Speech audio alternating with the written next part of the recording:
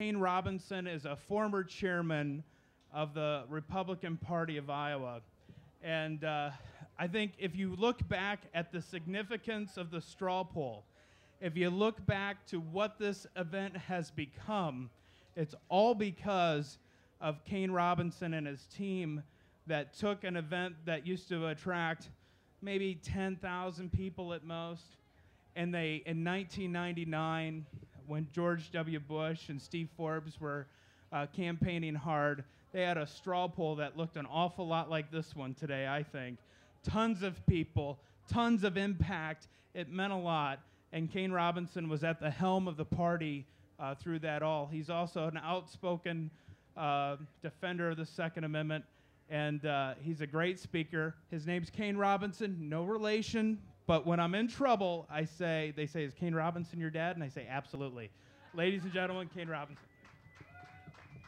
Well, thank you, my son.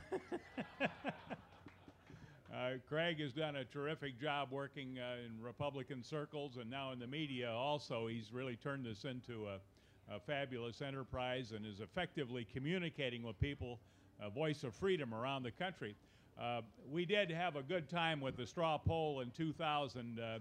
99 and 2000, it raised $1 million for turning out people for conservative causes here in Iowa. It was a very, very effective straw poll.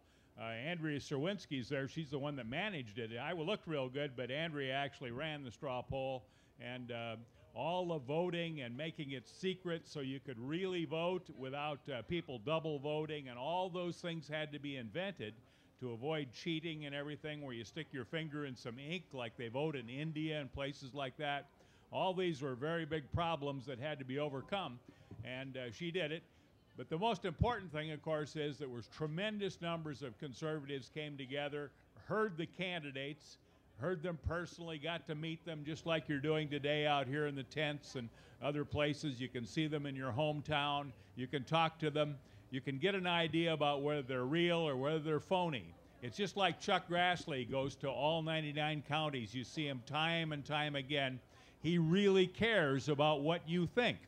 Well, you get to apply that same kind of thing to a lot of these candidates. Some of them are a little snooty and don't want to do it, but those that really get out there and work and get into all the towns and the sale barns and the restaurants, you really get to a pretty good idea of whether they're real or whether they're Memorex. And after a while, some of them start to fade. Those that turn out a lot of people, like you're seeing here today, they're pretty good at running an effective organization. You get to know what their views are. Are they phony?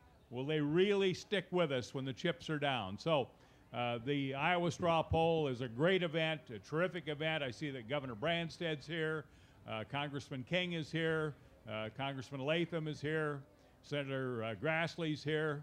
So lots of people, plus all the presidential candidates. Thank you all for listening, and I will now get off the stage.